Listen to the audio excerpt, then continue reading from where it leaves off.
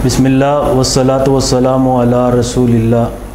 मुअज़्ज़ज़ नाज़रीन किराम, आप देख रहे हैं प्रोग्राम नूर रमज़ान। मैं हूं आपका मेज़बान उमर फ़ारूक शाकिर और मेरे साथ इस वक्त मौजूद हैं फ़ज़ीलतुल शेख सैयद मोहम्मद सिब्तैन शाह नकवी हाफ़िज़हुल्लाह ताला। नाज़रीन किराम, पिछला जो हमने लाइव प्रोग्राम किया उसी दिन प्रोग्राम के बाद ख़बर मौसूल हुई जो कि बड़ी अफसोसनाक थी कि वकील सहाबा व अहले बैत हज़रत मौलाना कारी अब्दुल हफ़ीज़ फैसलाबादी रहिमहुल्लाह वफ़ात पा गए। तो मोहतरम शाह साहब से हम गुफ्तगू का सिलसिला उन्हीं की खिदमत से शुरू करते हैं। मोहतरम शाह साहब कारी साहब से बहुत ज़्यादा मोहब्बत रखा करते थे और अक्सर लोगों को भी ये बात कहा करते थे कि कारी साहब जमात का अजीम सरमाया है, आप भी इनकी कदर कीजिए। वैसे फ़ौत होने के बाद तो सबको कदर मालूम हो जाती है।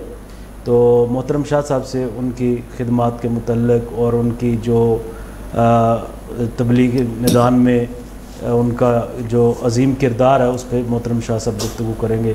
शाह साहब अस्सलामु अलैकुम वरहमतुल्लाहि वबरकातुहू। वालेकुम सलाम।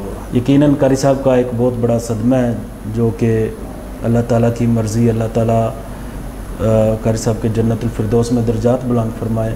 आप उनसे बहुत मोहब्बत किया करते थे और पिछले रमज़ानुल मुबारक में मोहतरम कारी साहब के साथ हमने एक लाइव प्रोग्राम भी किया था और अभी इस रमज़ान की आखिरी रातों में प्रोग्राम था लेकिन अल्लाह ताला को मंजूर ना था।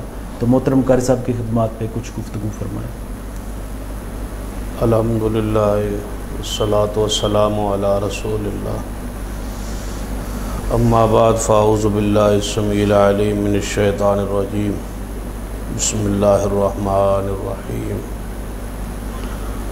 इन्नल्लज़ीना यरमूनल मुहसनातिल गाफ़िलातिल मुमिनात लुइनु फ़िद दुनिया वल आखिरह व लहुम अज़ाबुन अज़ीम।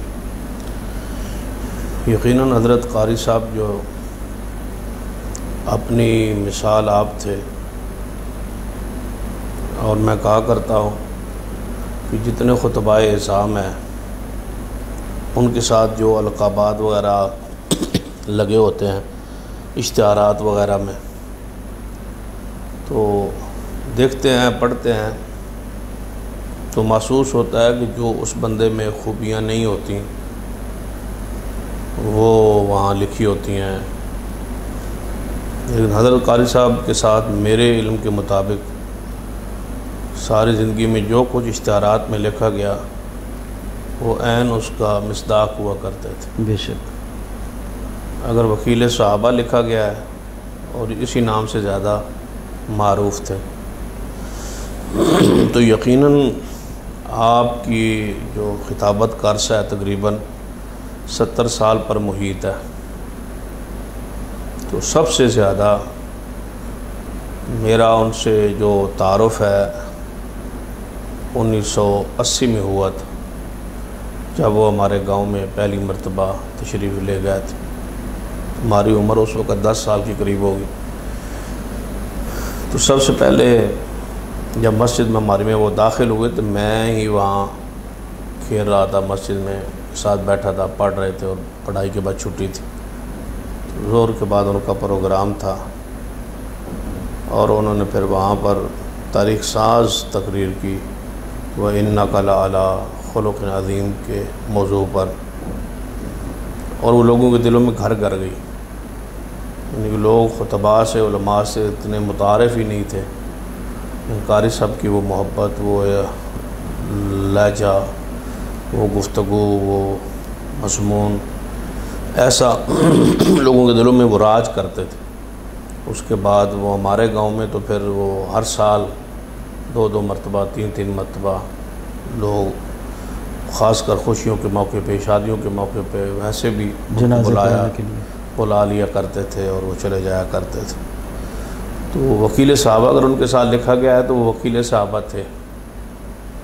आपसे बढ़ के मेरे इल्म के मुताबिक इतना अरसा किसी निशान साहबा बयान नहीं की जितना हज़रत कारी साहब ने बयान किया है, और अछूते अंदाज में और अछूते मज़ामीन के लिहाज। अगर आपको ख़तीब एशिया कहा गया तो इसमें भी कोई मुबालगा नहीं था। आप पूरी दुनिया में, यूरोप में भी, अरब में भी, अजम में भी جایا جلسوں کے لیے، پروگراموں کے لیے جاتے رہے۔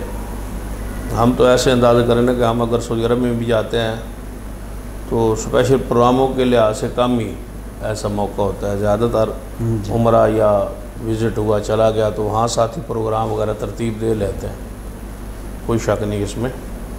حضرت قاری صاحب کو پوری دنیا میں بلایا جاتا تھا خطابات کے لیے، تو وہ جایا کرتے تھے، اور خطاب وہاں بھی ان کے بڑے تاریخ ساز خطابات ہوئے۔ تو ایک بندہ 70 سال قرآن و سنت بیان کرتا ہے، یہاں تو بلغوا انی ولو آیہ ہے، انہوں نے تو 70 سال اس پر خرچ کر دیے اور رات دن اس پہ خرچ کیے ہیں۔ مشکلات بھی ان پہ آئی ہیں، جیلیں بھی انہوں نے کاٹی ہیں، پرچے بھی انہوں نے برداشت کیے ہیں، پورے ملک میں ان کو اکثر پابندیوں کا سامنا بھی کرنا پڑتا۔ یہ بات پہلے بھی میں نے ایک مرتبہ کہی ہے کہیں پروگرام میں یا کسی غالباً لائیو پروگرام میں، پورا ملک جن پر بین کر دیا جاتا تھا اہل حدیث خطباء میں سے، وہ قاری عبدالحفیظ صاحب ہی تھے۔ محرم میں پورا ملک ان پر بین ہوتا اور کہیں جا نہیں سکتے تھے، یعنی کہ یہ کیفیت، ہر کوئی میں نظر بند بھی ہوئے، ہر کوئی سب جیل بھی قرار دیا گیا۔ ایسے بہت ساری چیزیں طریق نظام مصطفیٰ پہ، طریق ختم نبوت میں ان کا جو ہے وہ خاصا کردار ہے۔ جیل میں جانا اور وہاں 3 مہینے جیل کاٹنا یہ آسان کام نہیں ہے۔ بے شک نام تو سارے لیتے ہیں لیکن اسیر ناموس صحابہ بھی رہے ہیں، دھمکیاں بھی ہوئی ہیں۔ یہاں سرگودا میں ان کی خطابت کا جو عروج تھا، یہ ہمارا جو مرکزی مسجد ہے وہاں سے شربت چوک تک اجتماع ہوتا تھا، ہزاروں کا اجتماع ہوتا تھا، ان سے بڑھ کے سرگودا میں کسی خطیب کا اجتماع نہیں رہا آج تک، پھر وہ اجتماع بن بھی نہیں سکا۔ یعنی یہ رونق تھی اور یہ خطابت تھی ان کی۔ اور اگر میرے ایک علم کے مطابق، روایت کے مطابق، کہ آپ پر پنجابی میں اردو میں پابندی لگی خطاب کرنے کی، جمعہ خطبہ دینے کی، تو انہوں نے سرگودا میں عربی میں خطبہ شروع کر دیا، اس میں بھی شان صحابہ اور شان امی عائشہ صدیقہ رضی اللہ تعالیٰ عنہ بیان کی۔ تو حضرت قاری صاحب بہت سا عرصہ پہلے خطابت کے یعنی کہ میدان میں، ایک لازم بات ہے، عمر کا تقاضا ہوتا ہے، نیا خطبہ، نئے لوگ جو ہیں اس فیلڈ میں آتے ہیں، تو لیکن میری ان سے محبت کشش وہی رہی ہے جو بچپن سے تھی، بلکہ ان کی تقاریر سے ہی اگر کہوں میں کہ متاثر ہونے کا ایک ذریعہ بنا، اس طرف آنے کا بھی، پڑھنے کا بھی، تو اس میں بھی ان کے بھی کچھ نہ کچھ اس میں حصہ ضرور موجود ہے۔ تو میں خاص کر جتنے بھی پہلے خطبہ گزرے ہیں، حضرت یزدانی شہید رحمۃ اللہ علیہ، حضرت علامہ شہید رحمۃ اللہ علیہ، حضرت حافظ عبداللہ شپوری رحمہ اللہ، شیخ القرآن مولانا محمد حسین شپوری رحمۃ اللہ علیہ، اور حضرت قاری صاحب، یہ 5 جو تن تھے نا، یہ ان کی آپس میں محبت، آپس میں پیار، اور الگ الگ ان کے نا ایک سمجھے کہ پہچان تھی۔ مثلا شرک پر رد اگر آپ نے زیادہ سننا تھا تو قاری حضرت یزدانی صاحب سے سنتے تھے، قائدانہ خطاب، سیاسی خطاب یا جماعت کی ایشوز پر پالیسی چلانا، وہ تو علامہ شہید رحمۃ اللہ علیہ، اس میں تو ان کا کوئی دوسرا ثانی نہیں ہے۔ حافظ عبداللہ شپوری رحمۃ اللہ علیہ جو اطاعت رسول کے حوالے سے، مسلک کے حوالے سے، اطاعت کے حوالے سے خاص شہرت رکھتے تھے۔ شیخ القرآن رحمۃ اللہ علیہ بھی زیادہ تر سیرت کے حوالے سے بیان یا عقیدے کے حوالے سے ان کے بیانات ہوتے تھے، اور اس میں وہ رد بھی کرتے تھے اہل شرک کا، اہل بدعات کا۔ قاری عبدالحفیظ صاحب کو جو انداز تھا نا، ایک تو ہے کہ ان کی اردو، عربی اور میں جو ہے نا، ہم نے ادب میں کبھی غلطی نہیں سنی، عبارت غلط پڑھی ہو، کبھی ایسا نہیں ہوا۔ قرآن پاک پر ویسے ان کو عبور حاصل تھا، تفسیر پہ ان کو ویسے ہی اللہ تعالیٰ نے ملکہ بخشا تھا، استدلال بھی تھا، یعنی سمجھے کہ عالم، مستند عالم بھی تھے، اور پھر ان کی گفتگو میں شائستگی، الفاظ کا چناؤ، ادب، احترام، اکرام، خاص کر نبی علیہ الصلوۃ والسلام کے ادب و احترام میں ان کی گفتگو جو ہے نا ڈوبی ہوئی ہوتی تھی، اور منفرد خطیب تھے۔ اللہ تعالیٰ ان کی جنت میں درجات بلند فرمائے، ان کی بشری لفظوں کو معاف کر دے۔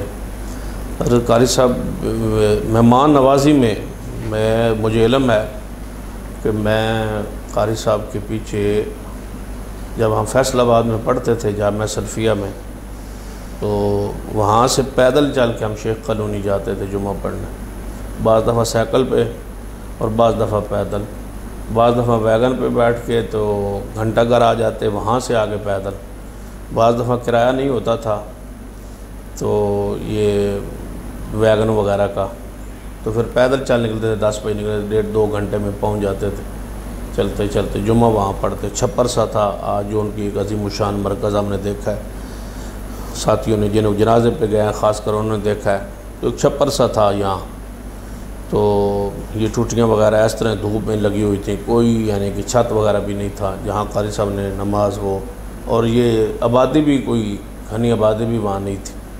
قاری صاحب نے جب سے یہ کام شروع کیا وہاں پر، تو کئی مرتبہ ہم ٹائم لینے کے لیے ان کے پاس گئے، ان کو کسی جلسے پہ لے جانے کے لیے کئی مرتبہ گئے، تو مہمان نوازی، کھانا پینا، اٹھنا بٹھانا، یہ نہیں کہتے یہ طالب علم ہے، بچہ ہے، یا اس کو کیا کھلانا پلانا ہے، نہیں، پورا احترام اکرام پورا کرتے تھے۔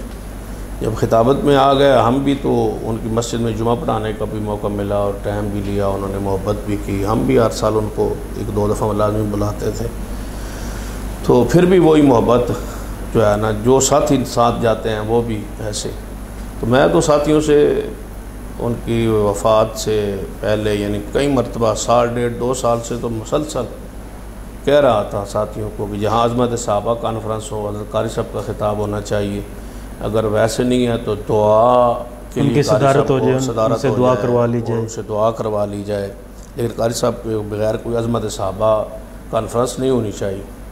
اور خاص کر اس موقع پر چونکہ آپ نے یہ سوال پوچھ لیا ہے، تو کچھ میں ساتھیوں کی عظمت کو آج چاہتا ہوں کہ ان کو بھی سلام پیش کروں، جنہوں نے ان کے ساتھ آخر تک وفا کی ہے۔ ان میں ایک مرکز التوحید ڈیرہ غازی خان ہے، محترم قاری عبدالرحیم کلیم صاحب کا بڑا عظیم الشان مرکز ہے۔ اسی طرح جامعہ محمدیہ خانپور، حضرت قاری عبدالوکیل رحمۃ اللہ علیہ خانپوری، ان کی کانفرنس 3 روزہ ہوتی تھی جی، تو میری اپنی علم کے مطابق آخری خطاب، آخری دعا حضرت قاری صاحب کی ہوتی رہی ہے۔ بیمار ہوتے، جس حال میں ہوتے تو وہ ضرور دعوت دیتے اور جاتے، یہ ان کا بڑا پن تھا۔ حضرت قاری صاحب ان سے بڑی محبت اور عقیدت رکھتے تھے، ان لوگوں سرائیکی میں آپ مقبول بھی بہت زیادہ تھے، جی بے شک، تو خاص کر مستورات میں، اور بڑی پاکیزہ زندگی انہوں نے گزاری ہے کہ مستورات ان کے خطاب سے بہت زیادہ مستفید ہوئی۔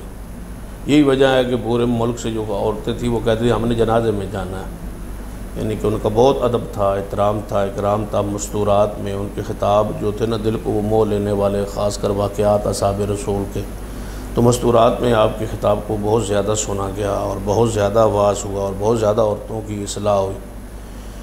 اس لحاظ سے خطیب بہت سارے ڈگمگا جاتے ہیں، تو لیکن اللہ تعالیٰ نے ان پر خاص رحمت رکھی ہے، کردار کے بھی وہ غازی رہے ہیں، اور سارا ہمارے علم کے مطابق ماضی ان کا اس لحاظ سے بے داغ رہا ہے، بڑے یعنی ادب احترام اور بڑے ان کی صفائی ستھرائی، ان کا حسن لباس، خوش اخلاقی، کھانا پینا ہر لحاظ سے یعنی ممتاز۔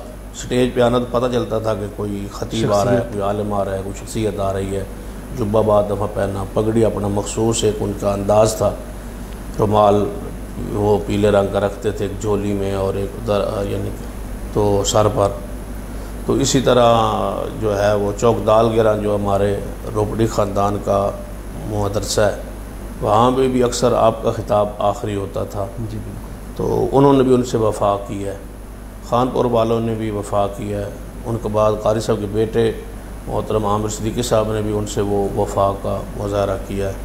تو سلام ہے ان سارے ساتھیوں پر، ڈیرہ غازی خان والوں پر، خانپور اور روپڑی خاندان پر، کہ انہوں نے ان سے محبت کی انتہا کی ہے آخر تک۔ وہ اس طرح کے اور بھی ان کے چاہنے والے ہوں گے یقیناً، جو یقیناً اور بھی ہیں۔ ہم بھی کوشش کرتے رہے، اپنے دوست احباب سے بھی کہتے رہے قاری صاحب کے ساتھ ہر قسم کا تعاون ہونا چاہیے۔ آج اگر وہ بیمار ہیں، تکلیف میں ہیں، تو ہمارے دوستوں نے بھی اللہ کی رحمت سے کوئی کمی نہیں چھوڑی، انہوں نے بھی تعاون کا سلسلہ جاری رکھا۔ اللہ تعالیٰ ان پہ بھی رحمت نازل فرمائے، جس نے جس انداز میں تعاون کیا اللہ تعالیٰ ان کے مال کاروبار عزت رزق میں برکت عطا فرمائے۔ بس یہ ایک تھوڑا سا افسوس رہا ہے کہ حضرت قاری صاحب جنازہ کہ جس طرح ہونا چاہیے تھا وہ انتظامات ہم سے نہیں ہو سکے، یعنی کہ فیصل آباد وہ ساتھیوں نے جو انتخاب کیا ہے اب اس پر بات تو نہیں ہو سکتی، کیونکہ وہ فرما رہے ہیں کہ انتظامیہ کی طرف سے پابندی تھی۔ بہرحال انتظامیہ کی پابندی کو توڑنا چاہیے تھا، ان سے گزارش کرنی تھی، کیونکہ جہاں جو مطلوب ہے نا وہ دھوبی گھاٹ میں ایس او پیز کا خیال رکھا جا سکتا تھا، وہاں تو نہیں، ممکن ہی نہیں تھا۔ ایک دوسرے پر لوگ چڑھے ہوئے تھے، قبلے کا صحیح تعین نہیں تھا، پانی کی وہاں قلت ہو گئی تھی، بجلی کا سنا بند ہو گئی تھی، پانی مسجد اور اگر دھوبی گھاٹ بند بھی کر دیتے تو باہر سڑک پہ سڑک پر بھی ہو سکتا تھا، بہترین انداز میں گراؤنڈ پہ ہو سکتا تھا، تو مین روڈ تک لوگ بتاتے ہیں گلیوں میں کھڑے رہے ہیں، قبلے کا بھی تعین نہیں ہو سکا، جو سامنے تھے ان پر ہو سکا، تو رش اتنا تھا کہ سیڑھیوں پر بھی لوگوں نے نماز پڑھی، ٹوٹیوں پر بھی لوگوں نے جنازہ پڑھا، تو قبلے کا تعین، باقی سکون سے وہ دعائیں، وہ وضو، وہ خشوع للہیت، وہ زیارت آپ کی میت کی، وہ کوئی چیز بھی اگر کوئی کھلا گراؤنڈ ہوتا تو صرف 10 منٹ میں سارا کچھ ہو سکتا تھا۔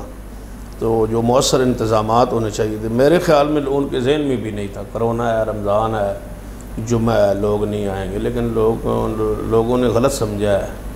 علماء کرام کی محبت اور خطباء کرام کی جو محبت ہے نا لوگوں کے دلوں میں، اس کا وہ اندازہ نہیں لگا سکے۔ میں یہی کہوں گا کسی پر بجائے تنقید کرنے کے، اب چونکہ وقت گزر گیا ہے، آئندہ کے لیے گزارش کروں گا کہ اگر ایسی نامور کوئی شخصیت اللہ تعالیٰ سب کو زندگی دے مسئلہ ہو تو وہاں پر کھلا انتظام کرنا چاہیے، قیادت سیادت کو ذمہ داری کا مظاہرہ کرنا چاہیے، لیکن اب چونکہ وقت گزر گیا ہے، وگرنہ بہت ساری باتیں ہیں سوال نہیں، آپ نے تو قبل از وقت بھی کہا تھا بھئی، ہاں میں تو پہلے بھی رات کو ہی کہہ دیا تھا، مجھے خدشہ ہے کہ وہاں جگہ نہیں ہوگی، لیکن ان کے ذہن میں یہ تھا کہ بندے نہیں آئیں گے۔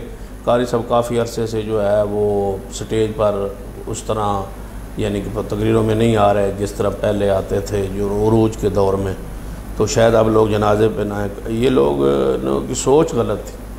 قاری صاحب ٹھیک ہے، خطابت میں بندہ بڑھاپے میں چلا جاتا ہے، پروگراموں میں کچھ کمی آ جاتی ہے، کچھ صحت کے معاملات بھی ہوتے ہیں، کچھ لوگوں کے تقاضے بھی ہوتے ہیں، لیکن محبت تو نہیں نہ ختم ہوتی، عقیدت تو نہیں نہ ختم ہو۔ 70 سال کی قربانی، 3 نسلوں کے وہ خطیب ہیں، ہاں، تو 2-3 نسلیں گزر گئی ہیں ان کے ساتھ، تو خطیب و لوگوں کی وابستگی جی تھی، روحانی وابستگی تھی، خاموش وابستگی ہوتی ہے، وہ جنازے کے والدین پتہ لگتا ہے کہ کتنی وابستگی تھی۔ تو اللہ تعالیٰ ان کے درجات بلند فرمائے۔ ہم تو اس فیصل آباد میں اب ایسا محسوس کرتے ہیں جیسے خالی خالی ہے۔ قاری صاحب پہ ایک روب تھا، دبدبہ تھا، قاری عبدالحفیظ فیصل آبادی، فیصل آباد کی شہرت کا سبب ذریعہ قاری صاحب تھے۔ خطباء میں اہل حدیثوں میں زیادہ سے زیادہ قاری صاحب کی وجہ سے ہی فیصل آباد زیادہ معروف مشہور تھا۔ اس میں مدارس کا بھی کردار ہے، جامعہ سلفیہ ہمارا المدارس ہے، دوسرے دارالقرآن ہے، ستیانہ بغل ہے، اور جامعہ تعلیمات ہے، یہ سارے ادارے جماعت کے ہیں۔ فیصل آباد میں علمی لحاظ سے بھی معروف ہے، وہاں علماء ہمارے اساتذہ محدثین بھی ہوتے ہیں، الشیخ حافظ مسعود عالم صاحب ہیں، حافظ محمد شریف صاحب ہیں، علامہ شاہ دولت اثری صاحب ہیں، اس لحاظ سے بھی کوئی شک نہیں ہے۔ لیکن قاری صاحب عوام الناس میں، عوام کی اندر فیصل آباد کا مشہور ہونا جماعت میں قاری عبدالحفیظ صاحب کی وجہ سے تھا۔ بے شک اللہ تعالیٰ ان کے درجات بلند فرمائے، اللہ ان کی بشری لفظوں کو معاف کر دے، اور جماعت کو ان کا کوئی نعم البدل عطا فرمائے۔ محترم شاہ صاحب، کوئی ایسا واقعہ جو قاری صاحب کا آپ کو ہمیشہ یاد رہے؟ حضرت قاری صاحب کے ساتھ اصل میرے جو ہیں وہ تعلقات زیادہ، یعنی کہ کئی واقعات ان کے ساتھ ایسے پیش آئے، تو خاص کر قاری صاحب میں جو میں نے قریب سے دیکھا ہے نا، کچھ بندوں کے اندر روایتیں معروف ہوتی ہیں جو خلاف حقیقت ہوتی ہیں، کہ قاری صاحب میں لالچ نہیں تھا، جی، طمع جو ہے نا، لالچ میں نے ان میں نہیں دیکھا۔ یعنی کہ اگر جلسے پہ کسی بندے نے کہا ہے نا ان کو کہ آپ بس پہ آ جائیں، تو انہوں نے کبھی نہیں کہا نہیں میں تو گاڑی پہ آؤں گا۔ آج چھوٹے چھوٹا خطیب گاڑی کے بغیر ہلتا ہی نہیں ہے، تو قاری صاحب بس پہ آ جائے، پوچھ لیتے تھے کہ وہ گاڑی کا اگر مسئلہ ہے، کوئی جماعت کمزور ہے تو میں بس پہ آ جاتا ہوں۔ کوئی مسئلہ نہیں، بس پہ آ جاؤں۔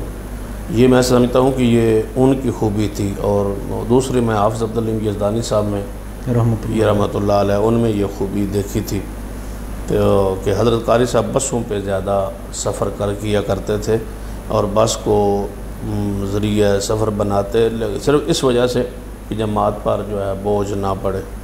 ایک دفعہ ہمارے گاؤں میں سب سے پہلے جب تشریف لے آئے تو وہ 1980 میں تشریف لے آئے، تو آپ کو اس وقت بھی شوگر تھی۔ یہ واقعہ مجھے اکثر ان کا جو ہے یاد آتا ہے۔ ناشتہ وہ انہوں نے مانگا کہ میں جو ہے نا ناشتہ بغیر وہ چائے ہو لیکن چینی اس میں نہ ہو، ناشتہ مجھے باسی روٹی دے دیں۔ تو باسی روٹی میں نے ان کو ناشتے میں کھاتے تھے کہ رات کی وہ تندور کی جو روٹی ہوتی ہے نا اس میں تھوڑا سا مکھن دے دیا اور اس کے ساتھ وہ ناشتہ انہوں نے کیا۔ یہ ان کی سادگی کی اس وقت عروج کی خطابت تھی ان کی۔ 80 میں وہ عروج کے خطیب تھے، اور باسی روٹی رات کی پکی ہوئی صبح 8 بجے 9 بجے کھا رہے ہیں، اور ناشتہ مانگ کھا رہے ہیں کہ مجھے باسی روٹی دے دیں۔ اس کے ساتھ انہوں نے ناشتہ کیا، کھایا۔ پھر کوئی جماعت نے معقول خدمت نہ کی تو کرایہ بھی وہ پورا نہ ہوا، 50 تھا یا 100 تھا، یہ اتنے ہی پیسے تھے۔ جمعے کے تقریر کے بعد زور کے بعد روٹی بھی جو ہے وہ ان کو جو ہے اچھی معیاری نہ مل سکی، تو وہ جماعت یہ سمجھتی تھی کہ ہم سے وہ ناراض۔ میں جامعہ سلوی میں پڑھتا تھا، میرے پاس آئے ساتھی کہ ہم قاری صاحب کے پاس جانا ہے، ٹائم لینا ہے، تو ان سے جو ہے نا وہ ہم سے ناراض۔ ہم گئے، وہاں پر 3 ساتھی تھے، قاری صاحب کو ملے کہ آپ ہم سے ناراض ہیں، ہمارے گاؤں میں آپ آئے تھے تو خدمت بھی مقبول نہیں ہو سکی۔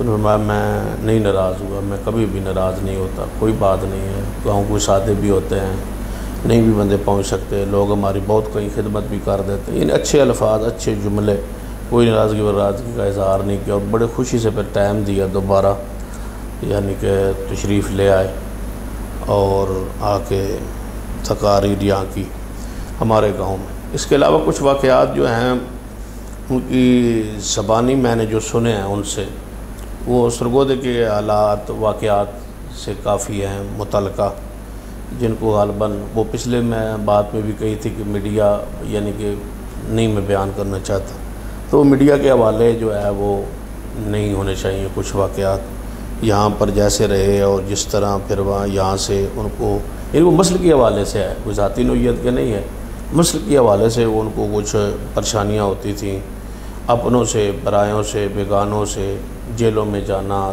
پابندیاں لگنا۔ یہ ساری ایک تاریخ ہے قاری عبدالحفیظ صاحب کی کہ انہوں نے ایک نمایاں اس حوالے سے طریق ساز کردار ادا۔ جیل میں گئے، اگلے دن پھر شان صحابہ، جیل میں پھر آئے، پھر شان صحابہ۔ یہ ڈر خوف نہیں تھا ان میں، یہاں پر اگر ڈر خوف ہوتا تو یہاں سے دوسرے دن بیان کرنے کی ضرورت ہی نہیں تھی۔ بلکہ کل ایک ساتھی ہمارے ہیں وہ بتلا رہے تھے وہ کہ ہمیں بھیجا کرتے تھے کیسٹ ٹیپ دے کے کہ جاؤ ریکارڈ کر کے لاؤ ذاکروں کی جو ہے تقاریریں، تو میں اس کا انشاءاللہ جواب دوں گا۔ قرآن پاک اور شان صحابہ بیان کرنا اور اس کا جواب دینا اور رد کرنا رفس کا، یہ ان کا خاصہ تھا۔ تو ان کو بڑے پلاننگ کے تحت، بڑی سازش کے تحت یہاں سے نکالا گیا، اور اس میں راستیوں کا بہت گنونا کردار تھا۔ ساری زندگی ان کی نہیں بن پائی، رفس کا رد ہی کرتے رہے، دھمکیاں بھی آتی رہی ہیں، سار آتے رہے ہیں، لیکن اس بندے کے ماتھے پہ تیوری نہیں آئی۔ شان صحابہ بیان کرتے، امی عائشہ کو بیان کرتے کرتے اپنے آپ سے باہر ہو جاتے، اور پھر رد کرنے پہ مجبور ہو جاتے تھے کہ میں رد کروں گا اور ذکر کروں گا۔ بعد میں گھر والے معاملات پریشانی بھی ہوتی، اور فطری بات ہے، یہ فطری خوف ہوتا ہے، یہ پولیس کا یا ہتھکڑیوں کا یہ جو فطری خوف ہوتا ہے نا، تو گھر والے بعض دفعہ بیان بھی ان سے کرتے کہ آپ کیا کر رہے ہیں، لیکن پھر ان کا سٹیج پر وہی انداز ہوتا تھا۔ اللہ تعالیٰ ان کی مغفرت فرمائے۔ ان میں لالچ نہیں تھی، یہ تو ہم نے کئی مرتبہ دیکھا ہے۔ جس طرح ایک مرتبہ گجرانوالہ پروگرام سے واپسی آ رہے تھے تو انہوں نے کرایہ تک نہیں دیا، تو انہوں نے پروگرام والوں کو نہیں کہا بلکہ آپ کو فون کیا کہ میرے واپسی جانے کا کوئی انتظام کر دے۔ ہاں جی، اس طرح بہت ساری چیزیں ہیں جو یعنی کہ میڈیا پر اب لانے کا ان کا کوئی فائدہ نہیں ہے۔ قاری صاحب بہت ساری خوبیوں کے مالک تھے، بہت ساری، یعنی کہ دیکھیں اس عمر میں مثلا میرا ان کا کیا جوڑ تھا، تعلق تھا، تو پھر بھی میں بیمار ہوا تو اسپیشل بیٹے کو لاہور بھیجا، پھر یہاں تو خود تشریف لے آئے۔ تو لیکن ایک ہے جو میں حسرت سے کہوں گا کہ قاری صاحب کا جو بیٹا اس وقت گم ہے یا اٹھایا ہوا ہے، اس حوالے سے بہت پریشان تھے، بہت دکھی تھے، بہت پریشان تھے، بار بار یاد کرتے تھے اور رو پڑتے تھے بیٹے کا یاد کر۔ ایک بیٹا پہلے شہید ہو گیا تھا، پھر یہ مسئلہ تھا۔ اس حوالے سے جو ان کو خواہش تھی نا، جو ان کی چاہت تھی کہ میری مدد کی جائے بیٹے کے حوالے سے، بیٹا میرا برآمد ہو جائے جہاں بھی ہے، یا زندہ ہے تو ملاقات ہو جائے، مجھے پتہ چل جائے۔ تو جس مدد کی ان کو ہم سے توقع تھی وہ نہیں ہو پائی، وہ ہم سے نہیں ہو پائی۔ ہم نے اس میں کوئی سستی بھی کی ہے، ان کی خواہش پر یا نجات پر ہم مکمل نہیں ہو سکے۔ اور کچھ ساتھیوں سے گلہ بھی ہے کہ جن دروازے پر وہ انہوں نے کھٹکھٹائے ہیں، میرے علم کے مطابق نا ہر جاننے والے کو انہوں نے دروازہ کھٹکھٹایا ہے کہ میرے بیٹے کے حوالے سے مجھے کوئی مدد کیجیے، لیکن لوگوں نے نہیں ان کی دکھ بھری اس داستان کو سنا ہی نہیں ہے یا اس کو سنجیدہ نہیں لیا، وہ اسی دکھ کو دل میں لے کے دنیا سے چلے گئے۔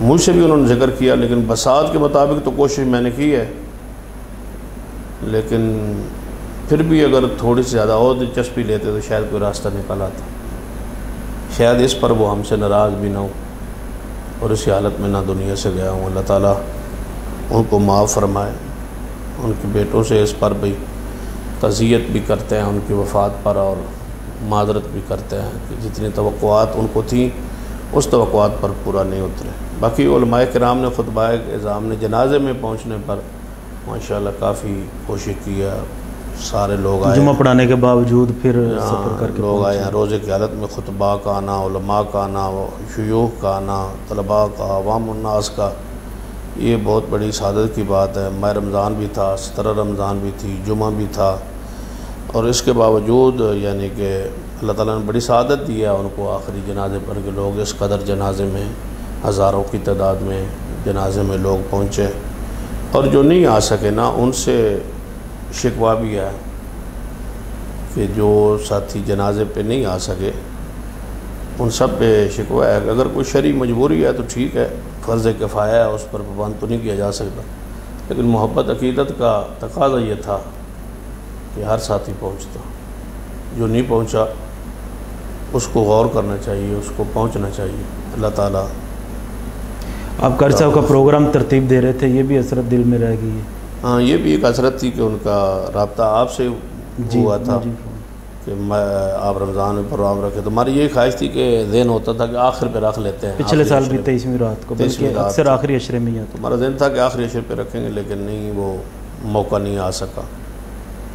اللہ تعالیٰ قاری صاحب کی مغفرت فرمائے، درجات بلند فرمائے، ان کو لوائقین کو اللہ تعالیٰ صبر عطا فرمائے، لوائقین اور بلکہ پوری جماعت کو اللہ تعالیٰ صبر جمیل عطا فرمائے۔ تقریباً ان کے چاہنے والے تمام احباب اس وقت غم کی کیفیت میں۔ محترم شاہ صاحب، آج کے لائیو پروگرام میں ہم صرف ایک ہی سوال آپ سے کریں گے، وہ بھی قاری صاحب کے متعلق ہی ہے۔ آپ کی وفات جمعرات کو ہوئی ہے اور آگے جمعے والے دن جنازہ ہوا ہے، تو کیا جمعرات اور جمعے والے دن فوت ہونے والے آدمی کے لیے کوئی فضیلت ہے؟ اس حوالے سے گزارش ہے کہ غالباً موت تو ان کی جمعے کی رات کو ہی ہوئی ہے، یعنی کہ مغرب کے بعد ہوئی ہے نا، تو وہ جمعے کی رات ہی ہو گئی۔ جی جی، سنن نسائی کی حدیث ہے، رسول اللہ صلی اللہ علیہ وسلم فرماتے ہیں کہ جو بندہ جمعے والے دن یا جمعہ کی رات، تو یہ دونوں حدیث جو ہے یہ پوری ان پر فٹ ہے کہ دفن ان کا جمعے والے دن ہوا ہے، جی، اور یعنی رات ان کا جمعے والے دن ہوا اور ان کی اہلیہ جمعرات کو، ہاں، اور اہلیہ جمعرات کو فوت ہوئی ہے۔ اللہ تعالیٰ ان کی بھی جنت میں درجات بلند کرے، اور قاری صاحب جمعے کی رات کو فوت ہو رہے ہیں، جی، تو دونوں یعنی حدیث جو ہے وہ اس لحاظ سے قاری صاحب۔ اور میں نے ایک بات سنی ہے، واللہ عالم، ان کے بیٹوں کی روایت سنی ہے کہ ان کی دعا تھی آخری دن کہ یا اللہ مجھے امی عائشہ کی وفات والے دن فوت کرنا۔ یہ بھی سنا کہ دونوں نے تہجد پڑھے ہیں آخری رات جب بیمار تھے، تو اس رات جب کچھ ہوش تھی تو رات کو تہجد پڑھ کے یہ دعا کرتے رہے. تو یہ روایت اگر درست ہے تو یقیناً وہ مستجاب و دعوات ہیں. اللہ تعالیٰ نے ان کی دعا کو قبول کیا ہے کہ غالباً اس کو بیان کیا ہے پروفیسر عبدالرزاق ساجد صاحب نے اپنی گفتگو میں. تو یقیناً وہ انہوں نے کسی سکھ آدمی سے سن کے بیان فرمایا، کیونکہ ہمارے نزدیک وہ ہمارے مسلم قائد ہیں، خطیب ہیں. تو یہ روایت بڑی پیاری ہے اس لحاظ سے کہ وہ جتنا حضرت صدیق کے بارے میں آتا ہے نا کہ آج سوار کا دن ہے، پوچھا کہ حضرت عائشہ سے، فرمایا میں آج کیوں پوچھ رہے ہیں؟ فرمایا اس لیے کہ میں چاہتا ہوں حضور بھی سوار کو دنیا سے گئے تھے. تو یہ پوچھنا کہ حضرت عائشہ کی وفات کا دن ہی اللہ تعالیٰ مجھے عطا کر دے. جو جمعہ تھا وہ جمعے کا عنوان بھی انہوں نے یہی رکھا ہوا تھا، لیکن جمعہ پڑھانا تھا تو اسی عنوان پر زندگی نے وفا نہیں کی اور پھر اسی دن فوت ہونا. تو یہ بلکہ وہ کہتے ہیں نا کہ روایت حضرت عائشہ رضی اللہ تعالیٰ عنہا کی وفات والے دن 17 رمضان ہے. یہ روایت ضعیف ہے یا ثابت نہیں ہے یا ویسے معروف ہے. تو میں تو پھر یہی کہوں گا کہ اگر وہ قاری صاحب نے دعا کی ہے اور اللہ نے قبول کر لیا ہے تو پھر تو تھوڑا سی تقویت مل گئی ہے. تاریخی روایت ہی ہے نا، تو تقویت اس کو مل گئی ہے. یہی آپ کی وفات کا دن ہے. بہرحال آپ کا دعا کرنا اور عذاب قبر سے محفوظ رہنے کی یہ دلیل ہے، کیونکہ رسول اللہ نے فرمایا جمعے والے دن جو فوت ہوتا ہے یہ جمعے کی رات کو اللہ تعالیٰ اس کو قبر کے عذاب سے فتنوں سے محفوظ فرما لیتا ہے. تو یقین ہے انشاءاللہ حضرت قاری صاحب حدیث رسول پر جو یقین ہے، مومن بھی تھے، اور پھر روزے کی حالت میں اتنے لوگوں کا بلکہ علماء کا جنازہ پڑھنا، 40 موحدین آ جائیں تو اللہ تعالیٰ ان کی سفارش قبول کر لیتا ہے. یہاں تو ہزاروں میں تھے اور سارے عقیدت توحید اور حفاظ اور علماء اور روزہ. تو یقیناً اللہ تعالیٰ نے معاف کیا. علامات جو ہیں وہ دنیا سے جانے کی بہت عمدہ ہیں. اللہ ان کے جنت میں درجات بلند کرے. ناظرین کرام، بہت سارے آپ کے سوالات ہمیں موصول ہوئے، لیکن محترم شاہ صاحب نے ایک پروگرام پہ جانا. ویسے بھی جس دن سے محترم قاری صاحب وفات پا گئے اس وقت سے شاہ صاحب کی طبیعت پہ کچھ اثر ہے. اللہ تعالیٰ شاہ صاحب کو بھی صبر جمیل عطا فرمائے، کیونکہ بہت زیادہ محبت رکھتے تھے قاری صاحب کے ساتھ. تو انشاءاللہ تعالیٰ ہمارا جو اگلا لائیو سیشن ہوگا، آج کے جو سوال میں موصول ہوئے ہیں اس کے جوابات ہم اگلے لائیو سیشن میں دیں گے، جو غالباً ہمارا رمضان المبارک کا آخری لائیو سیشن ہوگا اور یہ پورے 1 گھنٹے کا پروگرام ہوگا. تب تک کے لیے اپنے بھائی عمر فاروق شاکر کو اجازت دیجیے. السلام علیکم ورحمۃ اللہ وبرکاتہ.